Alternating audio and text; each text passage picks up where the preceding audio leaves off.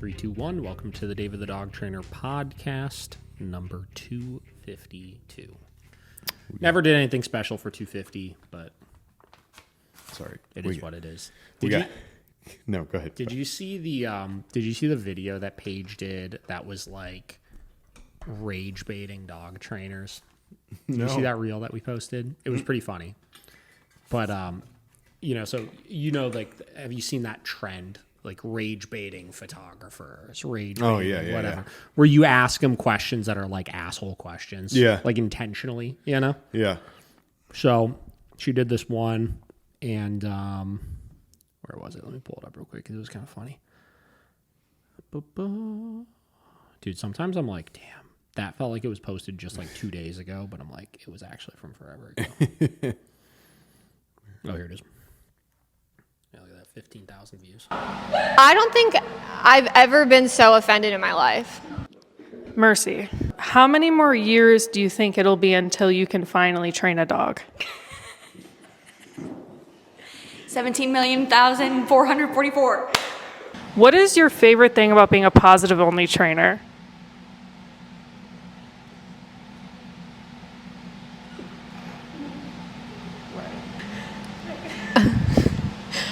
I was literally just going to say that I'm not one. Because you have a few shepherds, you know. You like the working breed. Would you ever own an actual purebred? Yes, I do. But are they like AKC certified?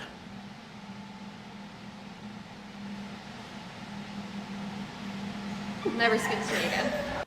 Bridget, I know you've been training dogs for about 7 years now. Obviously, you are very talented and have been doing this a while. It's been tough being in a male-dominated industry. But I was wondering, when do you think you will be as good as a man? What would you change about your dog training company in order for it to be successful? In order for it to be successful, it's pretty successful already. All right.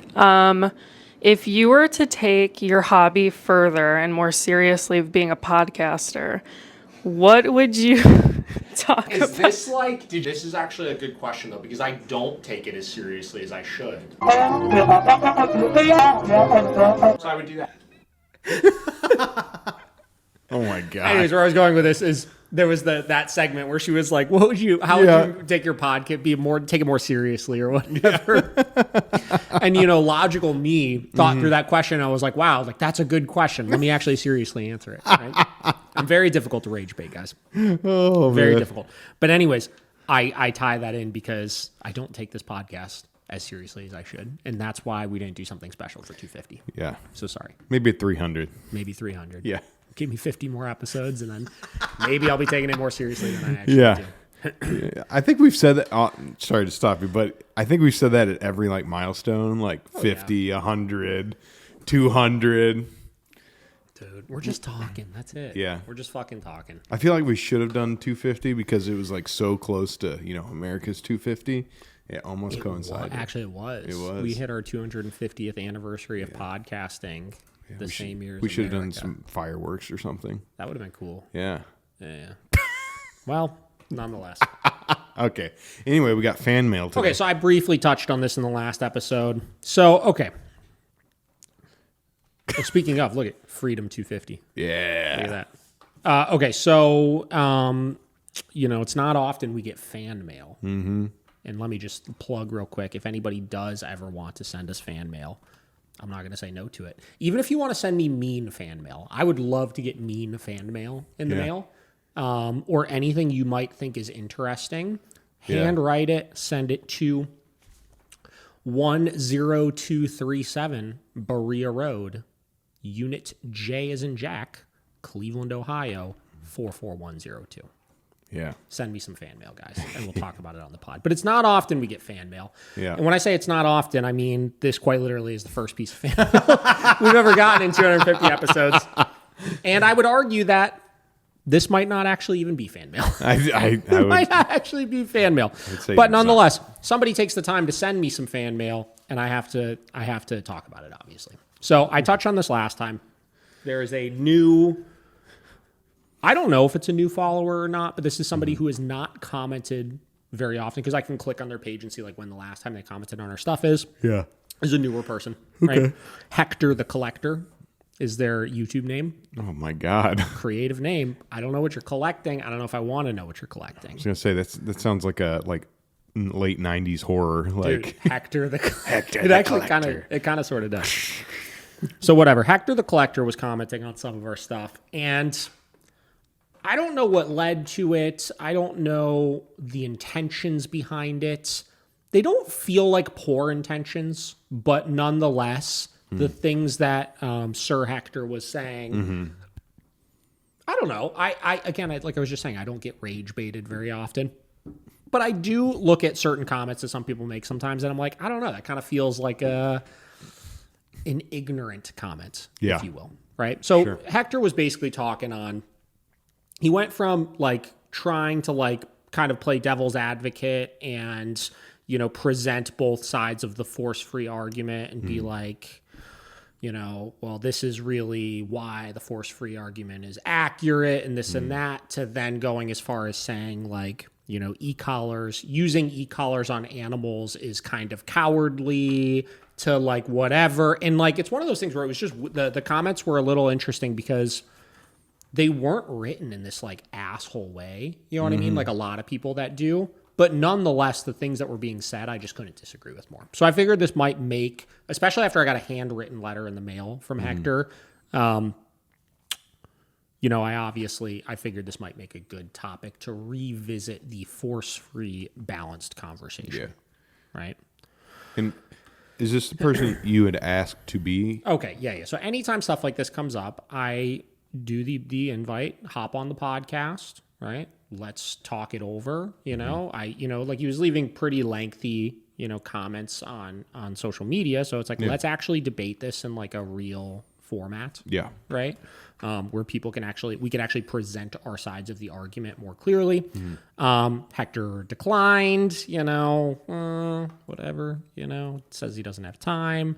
Sending me handwritten letters, you're leaving comments, you're watching hours of our videos. Maybe not hours, but you're watching enough time of it where you probably could carve out an hour to come on the podcast. But nonetheless, let's read the letter Hector sent. Okay.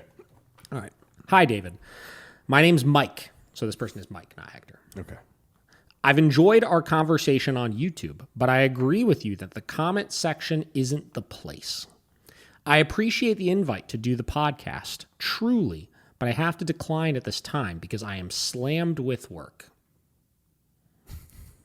Hector, I am going to try to be very respectful in this response because, again, you're not here to, like, defend yourself. So let me caveat anything I talk about in this with, like, no offense intended. I'm going to try to speak on just, like, the facts and the actual points that you're debating here.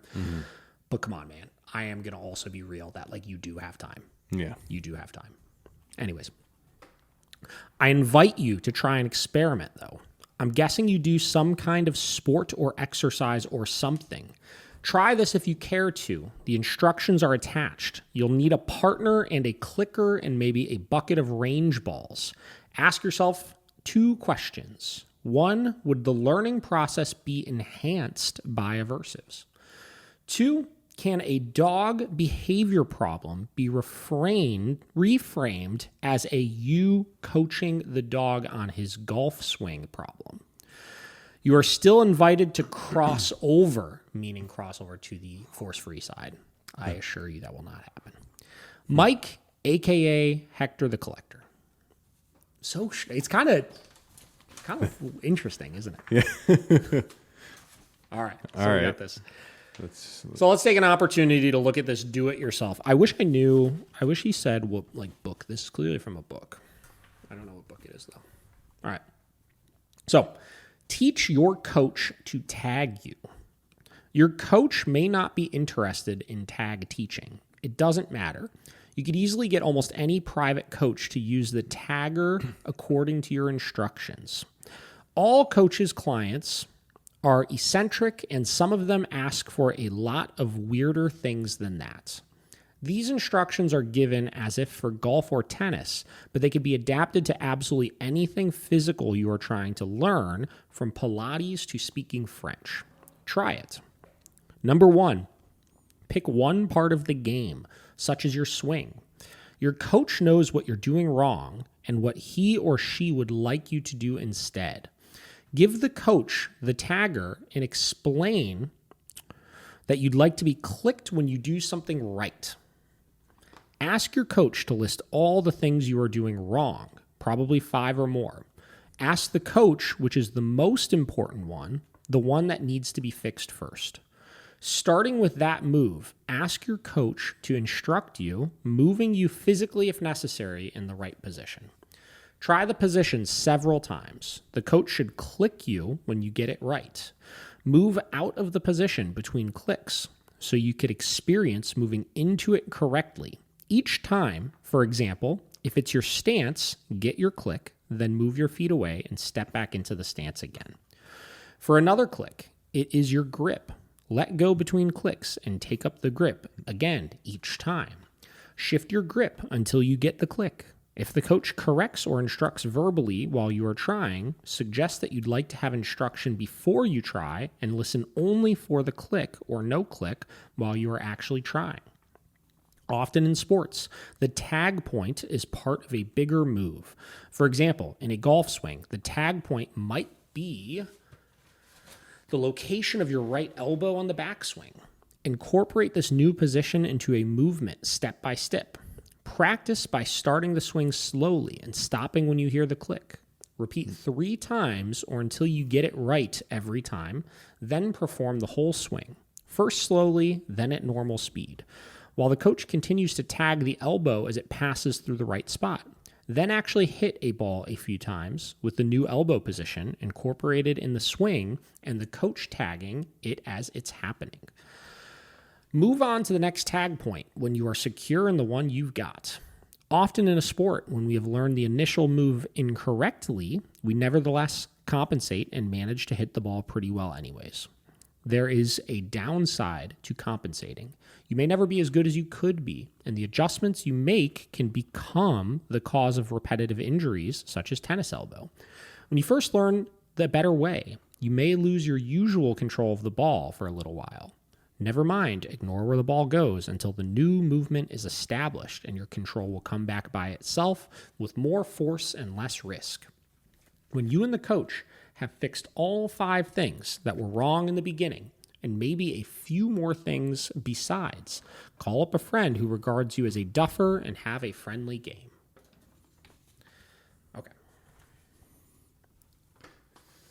This kind of works out because you just took golfing lessons last year, didn't you? Taking golf lessons for a couple years now. Yeah. Okay. So here's the thing. I don't know. Like this, I think is intended to be like a like look like you don't need aversives kind of thing, right? So I'm going to go like 27 directions with this. So first and foremost, we all agree that when we have motivation, right? Mm-hmm. In the case of learning a golf swing, the motivation is improving your golf game, right? We have intrinsic motivation. We have intrinsic motivation, yes, right? Internal motivation to get better at golf, right? And as long as your intrinsic motivation is high enough to overcompensate for the work that you need to put in to achieve that, there is not one person on the face of the planet that will doubt that utilizing that motivation and utilizing the information provided of doing the correct thing. And in this case, they're talking about what did they say specifically? Tagger, right? Tagger is a clicker, right? Mm-hmm. They're using a clicker for that, right? Or I should say they're using it in synonymously with a clicker, right? There's not one person on the planet that will deny that intrinsic motivation will cause you to really accurately understand what it is that you should be doing, right? Now, I feel, okay, this is another one of those moments where it's like I feel like I'm going to repeat things I've said 500 times before, but I'm going to do it for the people that may not have heard it before. Okay. Right?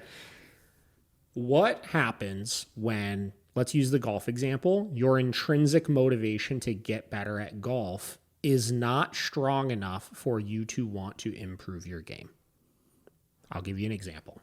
I took golf lessons because I'm very motivated by getting better at golf, right? And I will also explain some situations where my golf instructor did utilize aversives, if you will, in order to help my game, right?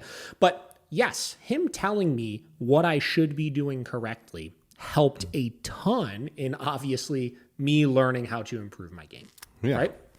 Now, my wife, she likes to watch golf on TV, right? She says from time to time that she would love to be able to go out and like play a round of golf with me.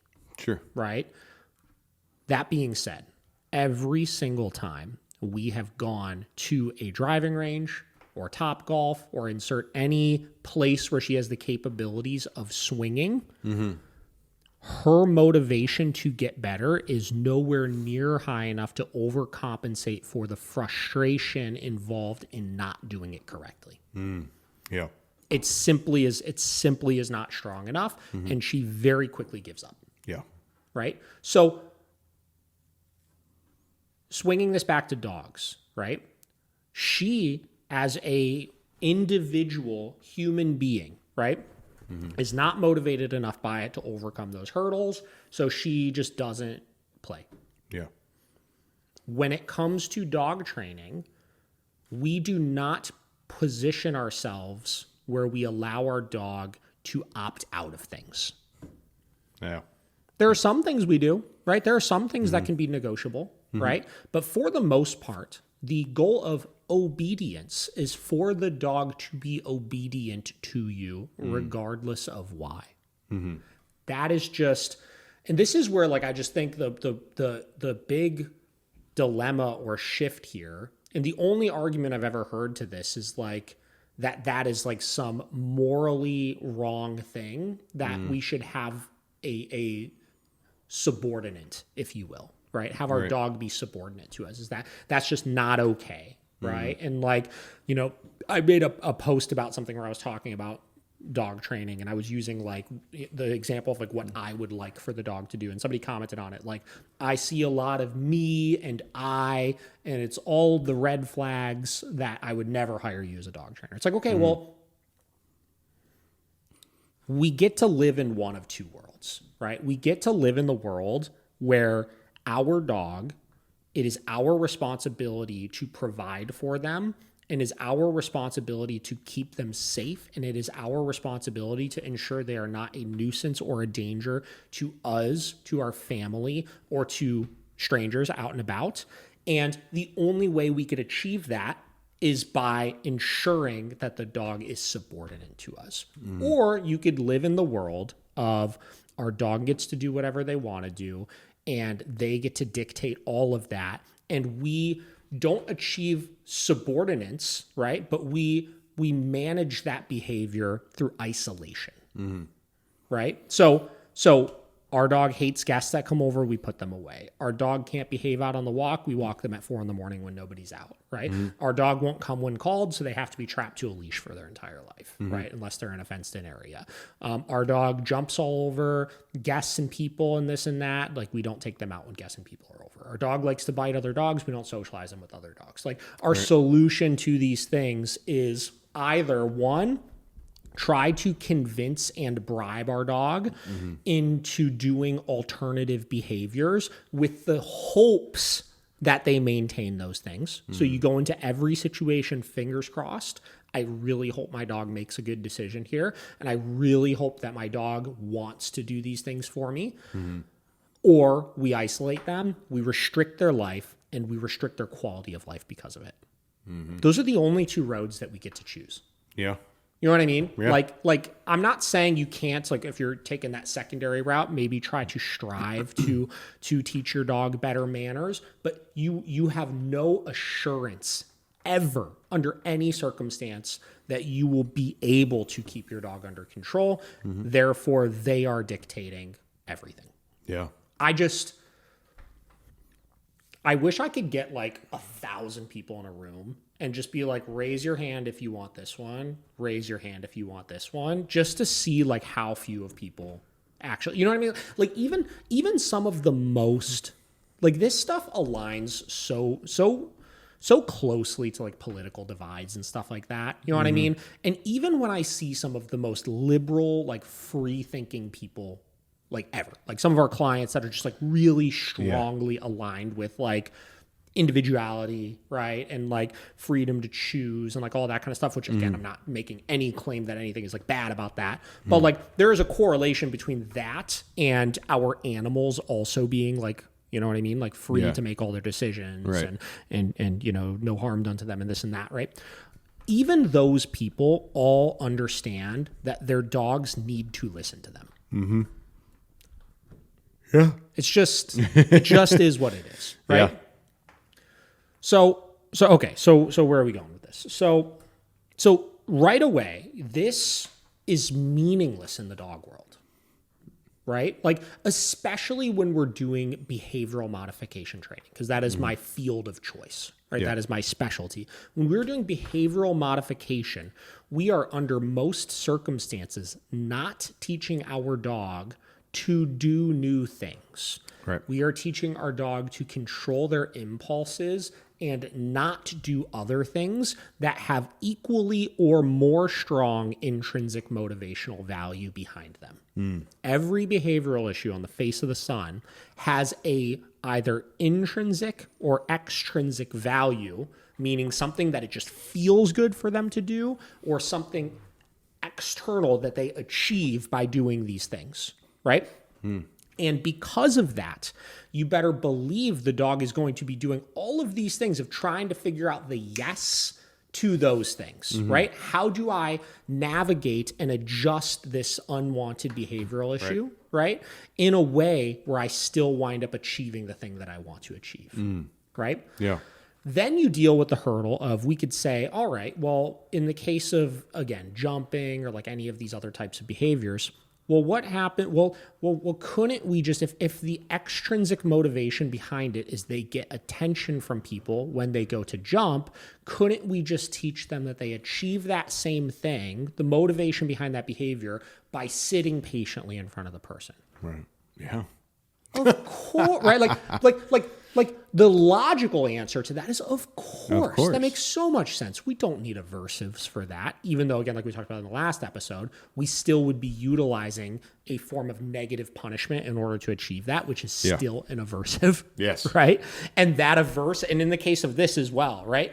Doing the incorrect thing, you're trying to, so in the case of the golf swing, right? Your intrinsic motivation is hitting that golf ball well, right? So of course, every time you're making these little adjustments, you are being punished, negatively punished every time you do it incorrectly, right? Which is an aversive that's being applied every time you hit that ball fat, or you hit it thin, or you hook it, or you slice it, or whatever, right? You are still being punished in the moment, which is still aversive, and that does help you to adjust your behavior next time. Right. Right? Yeah. Same thing happens in the case of dog training, of teaching a dog not to jump. But here's where things get interesting, right? Once those behaviors become habitualized, right? The intrinsic or extrinsic motivation is no longer the thing that is creating the behavior.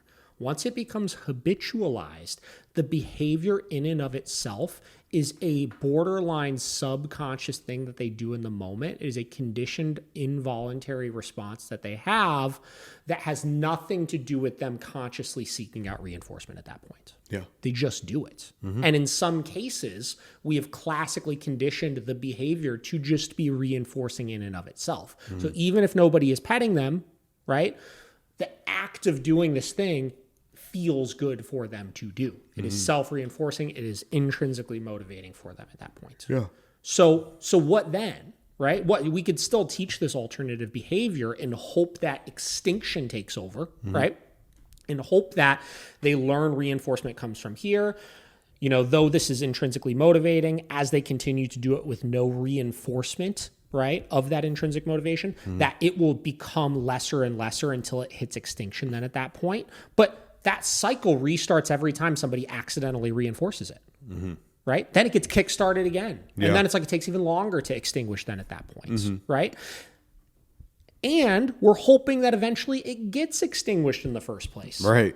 Right? Yeah. Due to whatever, improper application of your training techniques, somebody doing things incorrectly, the behavior just being too strongly reinforced, or too strong of a history of reinforcement, then at that point, it may never hit extinction and your dog may still jump initially when people come over. And you may be able to control it faster and get the dog to sit to access a different reinforcement than quickly after the fact. Yeah. The initial behavior never completely diminishes in a lot of cases. I won't say all cases because it's, extinction is still a real thing and it could still go away eventually. But in most cases, it will not just disappear. Yeah. So in jumping is such a, I don't want to say it's an innocent thing because there are still many circumstances in which one jump or two jumps can be really, really detrimental to children or elderly people or just you if you have your hot coffee in your hand or whatever, right? Yeah. It still can be very dangerous, but obviously in the grand scheme of behavioral issues, it's not the most dangerous thing. Right. Now take something that's way more dangerous, right? Aggression, things like that, right? And now try to go into situations still, fingers crossed, I hope it goes good. I hope this behavior just extinguishes itself, as opposed to saying, no, I am going to ensure I put techniques into place in addition to adjusting the reinforcement and fixing those things and leveraging all of the positive reinforcement side of things, right? And the negative punishment side of things in order to alter my dog's behavior. I'm going to implement a really strict positive punishment protocol to create even stronger suppression of the unwanted behavior in addition to creating reinforcement behind the correct behavior. So I make it stronger probability that this will extinguish, right? The mix of the eliminating the reinforcement behind the behavior, the negative punishment, right, that we're applying with the reinforcement, and the positive punishment of creating actual suppression behind a behavior, I've given myself even more of a fighting shot that behavior won't happen in the future. Right.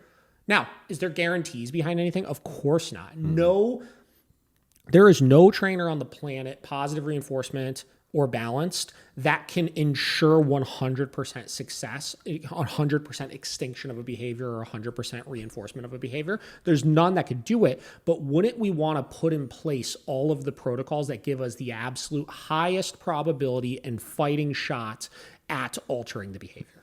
I think so. So I look at this, right? And you sent me this, and like respectfully, Mike, I think you said his name? Yeah, Mike. Hector the Collector. I'm going to refer to you as only Hector the Collector. Yeah. Respectfully, this is just like, this doesn't even scratch the surface of the conversation of why aversives are necessary in dog training, right? Yeah.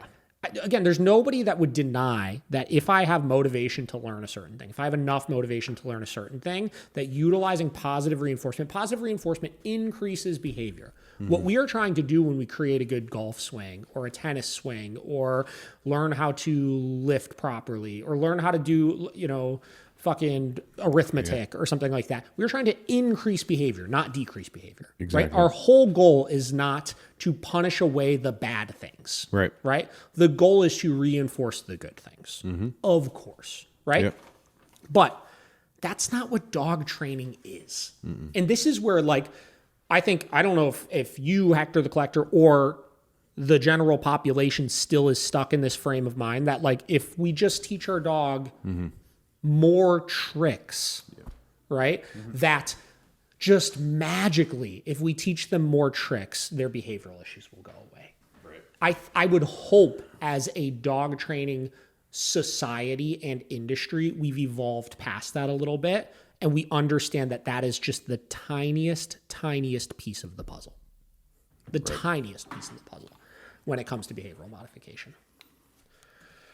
So that's kind of my take on this, right? But again, like, there are plenty of places where the aversives are necessary. There is still negative punishment at play in this, right? You are seeking out the click, right? The instructor is withholding the thing that you want, the click, until you do the proper behavior. So the entire time as you're searching for that click with your grip, right? You're like, fuck, this isn't it, this isn't it. And that's what's motivating you to stop just holding your hand like this or stop just holding your hand like this. And it's teaching you to seek out the solution, which is holding your hand like this. Right. Right? Yeah. That is an aversive. Yeah. Well, that's the whole problem with all of this is what everyone's definition of what an aversive actually is, I feel like.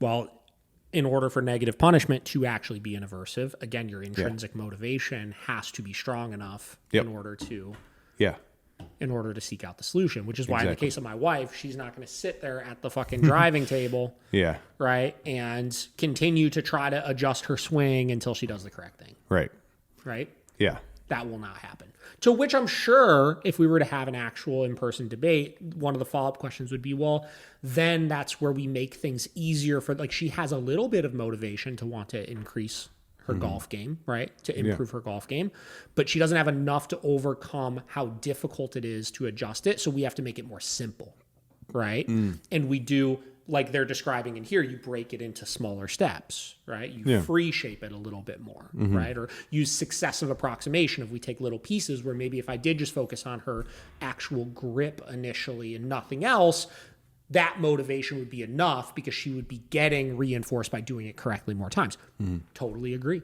Totally agree. We definitely can utilize that as a lever in order to get somebody's motivation high enough to overcome the hurdles. Right. But again, this isn't about teaching, like I just said, right? Dog training isn't about instructing to do constantly.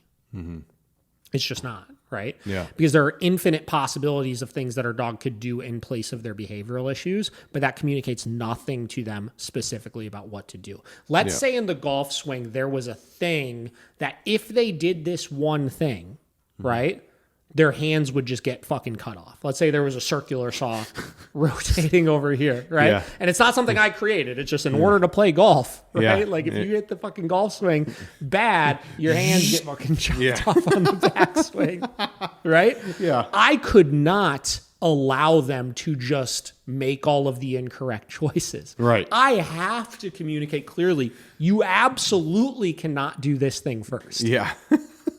Right? Your hands are gone. Yeah. That would require an altered plan. And I know that's an extreme example because everybody, when I hear these online back and forth about balance forestry, they go, you always use just crazy examples. Of course, that's a fucking crazy example. Yeah.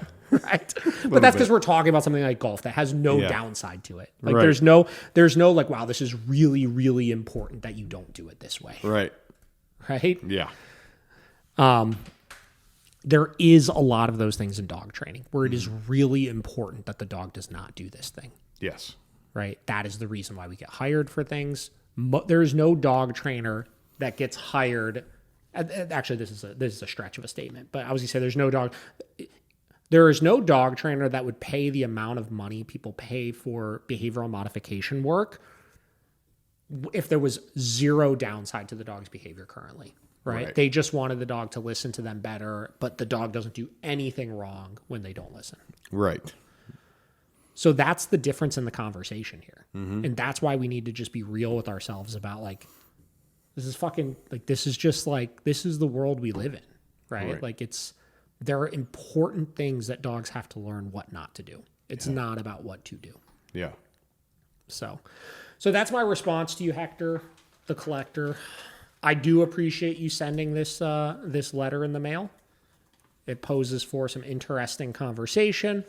I do think you were a bit misled on your logic behind why you think force-free is the better approach. I do still think that you do have the time to have an actual conversation about things. I do think that most of the time when I'm seeing people that will go to such extents to not have the conversation, it means that there is a piece in your mind that is not confident enough in your views on this stuff to have them challenged.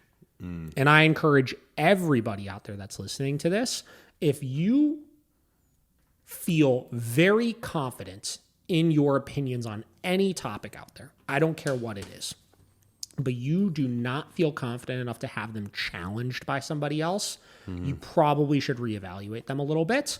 or actually have them challenged to see if you are correct or not. Because only one of two things will happen. One is you have that conversation, and Hector, you do have counterpoints to everything that I'm saying. Right? That's a very real possibility. And it makes me think a little more about the topic, and it makes me either figure out, do I have to figure out the answers to these questions that you're presenting? And I feel like I will grow then as a trainer. Or you convince me otherwise, and I do become a force-free trainer, which obviously we know the probability of that's pretty low. Pretty low. Yeah. So that's my fan mail segment. Great. I mean, I've talked about this stuff so long. Like there's so much in the like force-free balance conversation that we've just like dissected, and like it hurts my brain to talk about sometimes because it does feel like common sense. For sure. Like it does feel like common sense to me that this is not an argument to why we use aversives to stop unwanted behaviors. But it's not, because there are still some people out there that still believe it. So I don't know. I just feel like they look at it's like more of a emotionally clouded view. Yeah. Over logic. And that's not, I'm not trying to like dog anybody personally, but like, I think if you really like look in the nitty gritty, that's the only way that can be like a viable reasoning to do the positive only. Yeah, I don't know. I mean, I try to not think about it too much anymore until like situations like this present themselves, you know. Yeah. And I would have liked to have a conversation about it, but nonetheless, we can't. So we're going to keep doing what we do. We know that it works. And Hector, you're welcome. It's not too late to cross over. Yes. So that's what I got. Definitely look at, we talked a lot about this kind of stuff when all the like Zach George's war against balanced dog training stuff was going on. We talked a lot about it then. So there was like a series of like 4 or 5 episodes. We really dove into the force-free conversation. So I would recommend taking a peek at some of that kind of stuff if you're interested in this conversation anymore. I talked about in a couple episodes ago, like my fatigue of the dog industry, just in general, and like the balanced industry as a whole, the force-free industry. I have been really consciously trying over the last few weeks to stay off of other dog trainers' pages. Like I felt like for a little bit, I was like trying to stay really current on what everybody was doing. Yeah. Dude, I have really actively tried to avoid a lot of that. Yeah, trying to keep peace in your life. Dude, it's helped too, I feel like just like not look. Like I felt like I was just seeing just over and over and over again the massacring of each other. Yes. Right? And just the constant shit talking of like this trainer sucks, this trainer sucks, this trainer sucks, this trainer sucks, right? Yeah. And I did not like it. Yeah, especially after that whole like summit thing. Oh, dude, yeah, that was fucking crazy. Did that happen already, by the way? It's this week. Oh, okay. Yeah. So I think it's happening in the next couple days. Yeah. Yeah. The only reason I want to know is just because I would like to know the end of that story. Dude, I bet you nothing's going to fucking happen. Oh, of course not. They're going to do their IACP summit. Everybody's going to kumbaya around with each other. Nobody's going to like talk shit. Everybody's going to act like they're buddies again. And then it'll be back to normal. Yeah. I just know it. I fucking know it, dude. Probably. On a more positive note, so I don't know if I told you actually, my buddy Tyler was in town last week. Yeah. So we're going to do a podcast with him in the next couple weeks here. Oh, nice. I actually got to confirm a day with him, but it's going to be an interesting one because what I want to dive into with him. So like he sold his dog training business, right? He is not currently training dogs right now. He just does some business consulting and stuff. And out of the game, huh? I wanted to talk to him about if he were to start another dog training business right now, what would it look like? How would it differ? What have you learned through being out of the industry for a while? What have you learned when you were in the industry? What are you seeing in the industry right now? Like, how would it change currently? And then past that, he's been really, really into a lot of AI stuff recently. And you know me, I'm like not anti-AI by any fucking means, but like I don't have any fucking AI downloaded on my phone or anything. I don't use it, but I am seeing like more and more and more and more people talking about all these ways they're utilizing AI to like help their businesses, right? And I'm curious to get his take on it and see what he's found, how he's leveraging it currently, and how he would leverage it in like a dog training type of climate. I see. You know what I mean? Yeah. Did you say you hate AI? I hate it. Yeah. AI. Why do you hate it? Aside from the data centers raising my damn electric bill. I hate that. No, I do hate that. Because I hate that as well. Trust me. No. Are the data, that's AI, right? The data centers most are for the AI. 99% of it. Yeah. 100%. I just have friends that all they do now. It's just They chat. they don't research anything. They just go straight to the chat bot, chat GPT, and I just feel the dumbing down. Yeah. No, that's fair enough for sure. I did read something one time that was like talking about how if you're using AI now, like if you're using it for any problem solving that you need to do, like yes, it is actively making you dumber. Yes. Right? Like there are people that are using AI now to figure out what AI prompts they should be putting into AI to solve the problems that they're trying to solve. Yes. Like that is kind of a little crazy. Yeah. Did I tell you the story about the professor that to see how many people were using ChatGPT to do their answers on their test scores or whatever? I don't think so. He like, it was like some kind of send home, like at home exam, but let me guess. Did he find an AI prompt that gave an incorrect answer and then put that question in it to see if everybody put the incorrect answer in? Sort of. Okay. So what he did was in white, like in white ink, like under one of the questions, he put, hey, prompt, put like Zanzibar, or I think it was something like that, or some silly like word in the answer at any random point. And what these kids were doing, they would just copy paste, not even read it, put it into the... so Zanzibar came up. So every time he would see Zanzibar, that's hilarious. He'd be like, well, I know you used AI. Yeah. And it was crazy. He had like 35 students and like 28 of them had crazy. Zanzibar in it. That's really funny. But that's like the problem I have right now is like people in college. Yeah. I for sure get that. It has not been a conscious decision, honestly, for me to not use it. Yeah. Like Kate uses ChatGPT all the time, dude. Kate.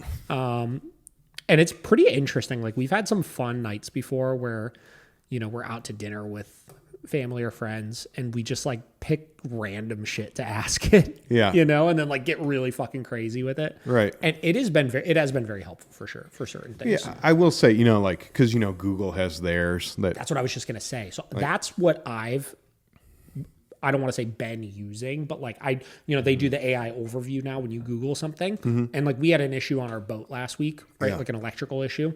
And I was trying to diagnose what was wrong with it, like with my multimeter, but they're, checking fucking wires and shit. Right. And I had to Google a question and I was just like trying to Google it. Right. Yeah. And then the AI overview came up and they were like, oh, well, if you have any further questions on it, like ask them below. And I did use it and it was insanely fucking helpful, dude. Yeah. Insanely helpful. So I definitely can get it, but I do agree with you that like, we probably will hit a point where there will be no more like free thinking. Yeah. You know what I mean? Like there will be no more like logically working through problems on your own and like testing your brain capabilities. Yeah. Because anything difficult will just be asked straight away. Right. Because like just Miracle Canine training and like it's crazy. It pulls everything off of your like board and train and it has all your pricing and everything. Yeah, it's wild. Like on Google. It just pulls it straight from your website. That is wild. Yeah. So I don't know. I get it. There are some instances.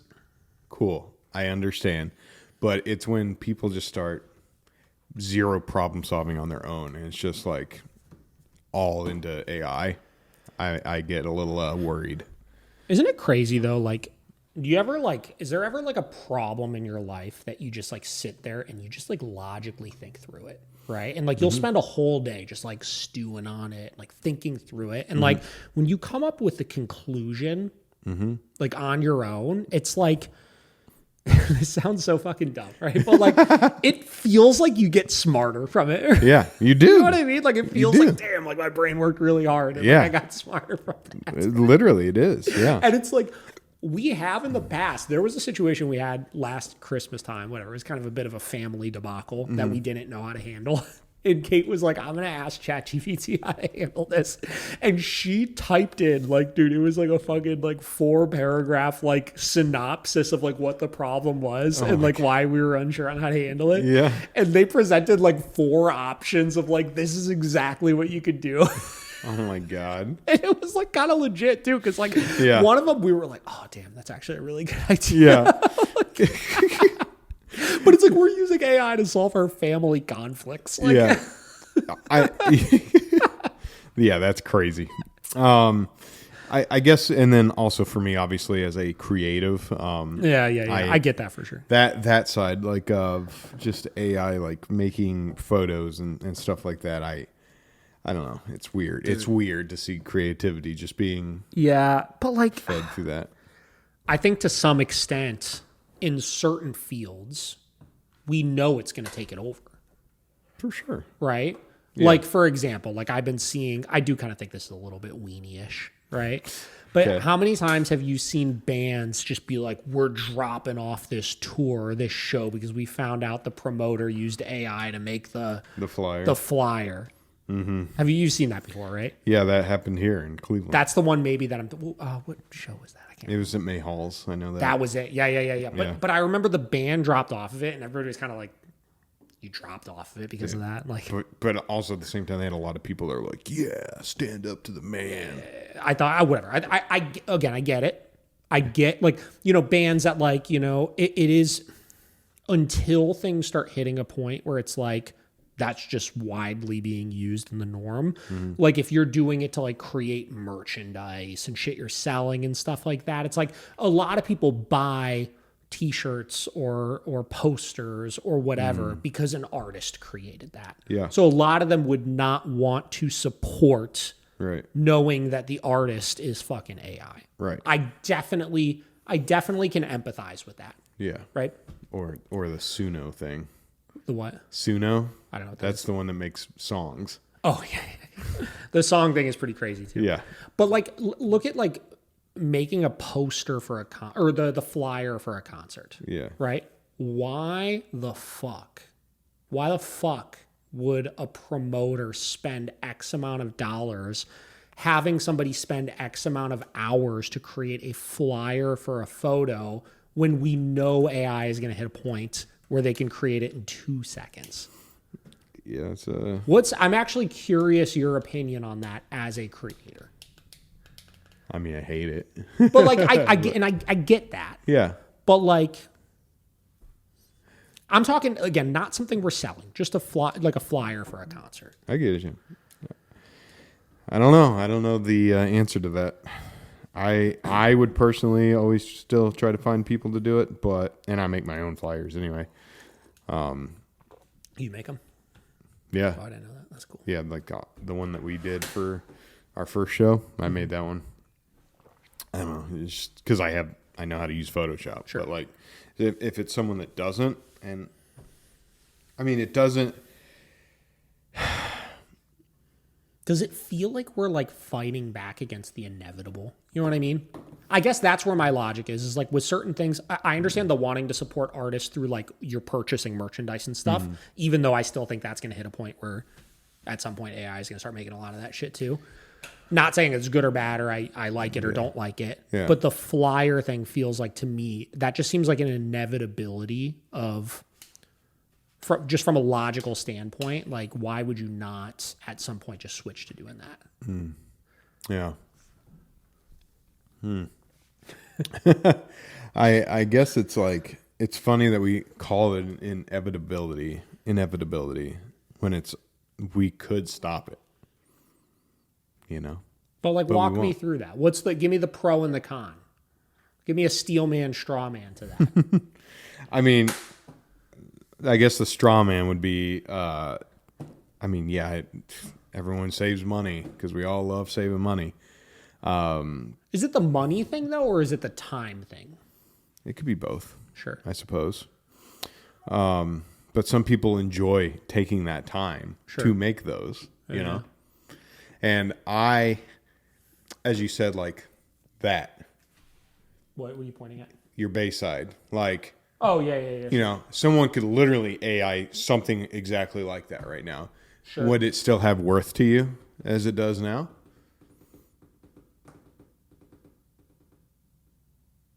So that's a good question. Yeah. And let me think on that for a second. Okay. Let's say I didn't know, right? And I just when I buy shit like that, right? Mm-hmm. To me, it was like they're selling it at the show. I think it looks fucking cool. I like Bayside. Mm-hmm. I want to support Bayside the band, right?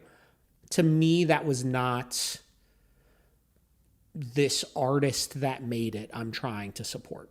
That's just me as a consumer, right? It's Bayside. So I think that had I went there and I saw that poster, same deal, it had no information on who created it or anything. And I was like, damn, that's cool. Bayside selling it. I like the poster. Let me buy it. And then somebody told me later, oh, they used AI to create it. I truthfully don't think I would have felt any different in that moment. Okay. Now, maybe the steel man to it though could be, how many times do you see people buy a piece of fucking art that looks like I probably could have made it for $27 million? Right? Lots of times. Then so you got to look at why is that person buying that piece of art? They're buying that piece of art because it's associated with somebody that they think it's cool that they're associated with that person. Right. So let's say the same thing. They bought it they were at an art show. They're like, oh, whatever. This is an art show for a really exclusive artist. Everything here's, and they don't say who the artist is, and it's all for sale for this much money. And, people are like, oh yeah, I'm going to buy that for a fucking $1 million. Right. And then they disclose after the fact that it was AI that did it. Sure. At that point, I think those people would be pretty pissed off that they spent that much money for something that AI created. Yeah. Right. Yeah. And here's so I think it just depends on what field it kind of is, which is why I was using the example specifically of the show flyer. Yeah. You know what I mean? Like a local show flyer who half the people that are making them on like fucking Microsoft Paint.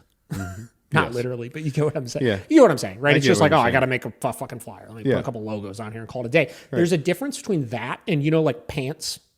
Yeah. OK Pants. Yeah. He does a lot of the custom flyers for these big ass concerts that come through. Like he did the Foo Fighters just the other day and stuff. That is different to me. Right? Like that is like, that's different though, because like that's not just a show flyer at that point. Like they had the normal show flyer, which again, I think that at that point is like, it don't fucking matter. But like in that case, it's like, this is a show flyer that's created from an artist. And in that case, you're purchasing it because of the artist, not because of the band. Yeah. Kind of. Both. A little bit of both. A little bit of both, for sure. Right? So I guess that's I don't even think that's really a counterpoint necessarily, but. No. Yeah, it's just a sticky situation of how people are going to feel about it. I mean, I'm not super like against it. I get it. Like if it's something small, sure. The one thing I was going to say was I don't know if you saw the Ohio State debacle. I heard about it. I don't know what it is. So they always do a $1,000 like prize entry for people making the state fair poster every year. Yes. And the person that won this year, Did you use AI for they it? used AI, and people were real mad. I could get that too, though, because that's supposed to showcase like local talent. Yes. Right? Yeah. Not internet talent then at that point. But But again, if we were to straw man again here, I don't know what context he used the AI to make it in, but don't we think we're going to hit a certain point where like the creative artist will be able to utilize AI and know how to prompt it in a much more creative way to create cooler art? Like at a certain point, it's not just the AI that's doing it, right? The AI is a tool, as I think the pro AI people say. It's a tool, you know, no different than like, you know, artists got better, you know, fucking paintbrushes and shit. I understand it's a little different than that, right? But like, it's a tool where you could take your creative visions that are already better than most people's, and be able to enhance on that even more than me, who has no fucking artistic talent from that standpoint, would be able to do. You know? Yeah. Well, that's what that Suno app that makes songs. That's what they try to. They I got a commercial. Is that their for pitch? It. Oh yeah, they're like, oh, you can throw your ideas in here, and then it can add to your song that you're creating. You know? Yeah. And you can use it as ideas, which 90% of people that use it are just making like, you know, Back in Black as a Jamaican like Rasta version. And then they put it on Spotify and it gets fucking 8 million plays. The Billboard chart on some country, I think it's called Rust Belt Hearts or something like that. And it was a totally AI band. Yeah. And it was like a country song, and it popped on like top 100 That's Billboard. Crazy. Yeah. So I don't know. It's weird. This is kind of what I mean though when I say like it feels inevitable. You know, like it feels like it will hit a point where it just makes stuff that is like almost too good for your average Joe to compete with, which is why we should be framing the lens, in my opinion, from don't compete with the AI. Yeah. Right? Like use it as a tool to enhance what you're doing. Right? Because everybody will, whether we like it or not, I feel like, inevitably be doing that at some point. True. You know, the playing field will be leveled because everybody will have access to that. So it will be back to what it is now, which is there are people that are more creative or more talented with it, or less talented and creative with it. Yeah. Time will tell. So I don't know. Yeah. Look at that. Segue into a little AI conversation. Yeah. So interesting. Good way to end it, I guess, is. But yeah, so maybe we'll talk about that with Tyler. Who knows? Yeah. I think that's where we're you're going to be like, Josh doesn't like AI. Josh hates AI. This is going to turn into a Josh debates Tyler on AI. Oh, God. Great. Cool. All right. Well, we're going to wrap that up on that. Yeah. Thank you, Hector the Collector. It does like an 80s slasher. Yeah, right. I like it. All right. See ya. See ya.